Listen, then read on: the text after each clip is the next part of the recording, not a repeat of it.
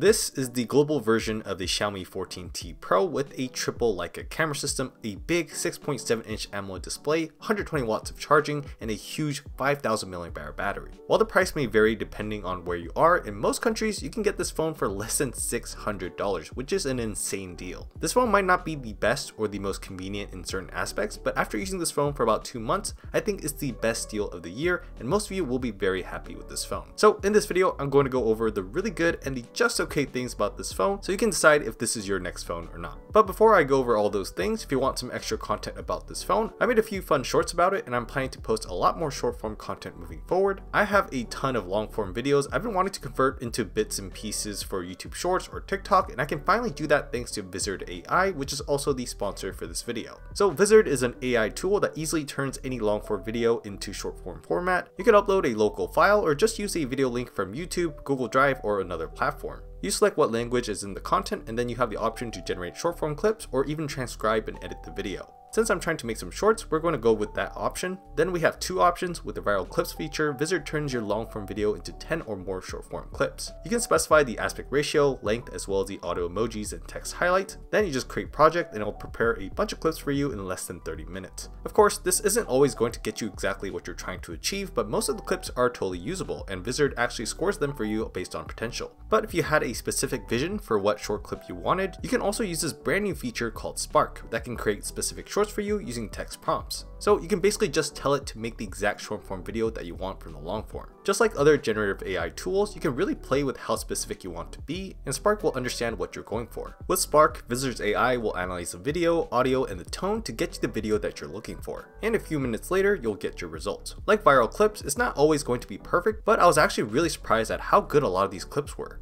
I've already scheduled some of these to go live on my socials in the next few days and weeks. So yeah, Vizard AI is a super useful tool, especially for aspiring content creators. If you're interested in this, just go to vizard.ai or click the link down below in the description box. Before we get to the really good parts, the most boring part about the Xiaomi 14T Pro is definitely the design. It's built solid and feels premium enough with glass on the front and a frosted glass back with an aluminum frame. I'm not sure what it is exactly, but I feel like most of the color options make it look like a very bare bones mid-range phone from 5 years ago. That's why I opted to go for the Titan Black version because it looks a little closer to the higher end Xiaomi 14 or 15, but even the black version has this shiny glitter-like finish that's honestly not my favorite. I guess it does add some sophistication that makes it look better than the other color variants, but yeah, this is one of the only phones where I have to use a case to make it look nicer. One thing I do like about this phone's design and Xiaomi phones in general is the slightly longer aspect ratio. So even though this is a big screen phone, it's narrower than other phones, so it's pretty comfy to hold. And that big display is a really good one. It's a 6.67-inch AMOLED with high pixel density, awesome 144Hz refresh rate with a 480Hz touch sampling rate, and up to 4000 nits of peak brightness. This display really does look nice and vibrant for watching videos and reading text, and I never had trouble with it in sunlight either. Thanks to the high refresh and touch sampling rates, it's super responsive in day-to-day use and of course for gaming. This display isn't a 10 out of 10 though. The fingerprint sensor is an optical one, so when you unlock it in the dark, the light will be really bright. The auto brightness feels a bit off, being a bit too bright or too dark in the wrong situations. Extra dim isn't available out of the box, and you need to use a workaround to enable it as a quick setting. And even though this is a great display in basically every aspect, it doesn't seem to be one of the highest end AMOLED panels. I found these black splotches being slightly visible on screen in ultra dark environments, but really almost no one will notice that, and the other issues I have with it are technically software issues that could get solved with software updates. So yeah, this display is awesome, especially at this price.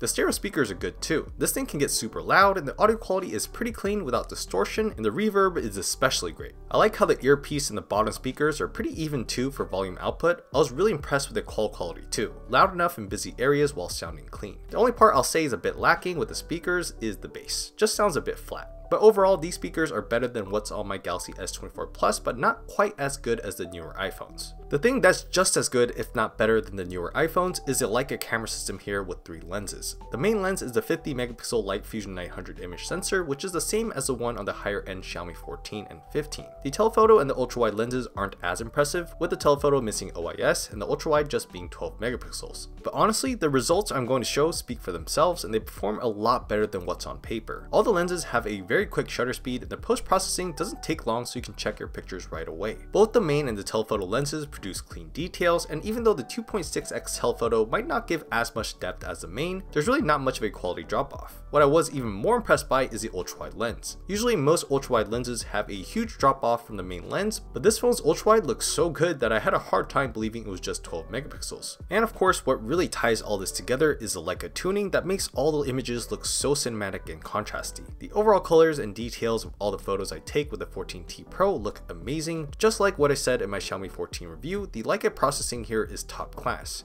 You get very natural color reproduction, clean details, and minimal sharpening without the overprocessed or over-sharpened look you get from iPhones or Samsung phones. For me, this Xiaomi and Leica partnership produces the best default phone camera processing in the market. With that said, there are some things to watch out for. Without OIS, the telephoto is a bit shaky in terms of stabilization. You have to stay as still as possible to get some clear shots, especially in low light situations. I also wasn't too impressed with the digital zoom. After about 1.3 to 1.4x zoom, the main lens loses a ton of detail, which is a bummer since I love taking 2x shots. I feel like this part could be improved with software, so I hope Xiaomi can get on that. But yeah, besides those few things, I absolutely love using this camera. It's such a reliable shooter that it makes me forgive the underwhelming software experience with HyperOS. So this is running HyperOS 1.0 based on Android 14 with HyperOS 2.0 coming really soon. But for now, this is still 1.0 and it feels like it. First off, since this is the global version, I have no issues in terms of receiving notifications and app compatibility, so that part I have no issue with. Also, hands down, HyperOS has the best looking lock screen presets out there. The overall animations and the responsiveness look and feel really nice on here.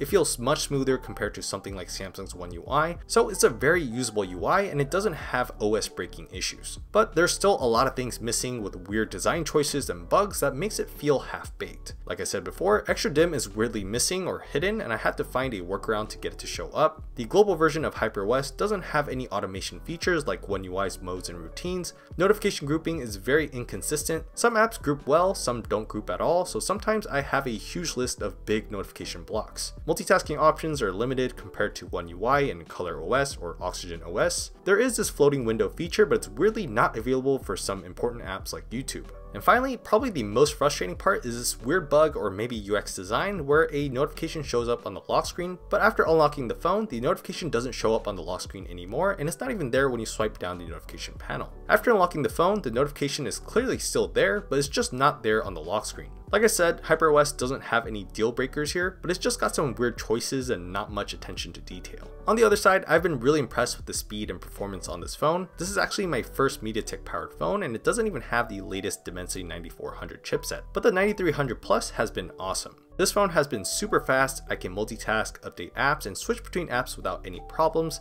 The camera app is super quick to launch, capture, and process. This phone never got hot at all, sometimes a bit warm, but never to a point of being annoyed by it. It just stays cool most of the time, even when compared to Snapdragon devices. The only downside is that since it's not powered by Snapdragon, developers don't seem to prioritize optimizing their apps for other chips like MediaTek or Exynos. So I did find a few things to not work as well, like CapCut export times. It's not like super slow, but it's noticeably slower than what you experience on a Snapdragon powered phone. But again, not really a problem in my eyes, and I'm super satisfied with the performance here. What's a bit of a mixed bag is the battery life. Even though this phone has a huge 5000 mAh battery, it's been pretty underwhelming. I get about 4.5 to 5.5 hours of screen on time with about 16 hours of total use per day. So it's just good enough to be a full day phone for me, but nothing more than that. But I do use the camera a lot more on this than on other phones because of how good it is, so that is a factor to consider. The flip side is the 120 watt charging. This charger gets me a full charge in less than 25 minutes. If you turn on top speed mode, it's even faster than that. But honestly, 20 minutes is more than fast enough for me, so I keep it as is. Because of how fast this phone charges, it changes the way I think about battery life. I'm just not worried about running out because charging it up is so quick. It makes me want to bring the charger with me instead of a portable battery. So putting everything together, the Xiaomi 14T Pro is the best phone deal of the year, especially if you're in a region where you can get this phone for less than $600. It might not score a 10 in every category, but as a whole product, it's just really complete with some big highlights in the display, camera, performance, and charging categories. It's a really good flagship phone with a mid-range price tag, and I think it's totally worth it. Let me know in the comments what you guys think of the Xiaomi 14T Pro. Thank you so much for watching, and I'll see you guys on the next video.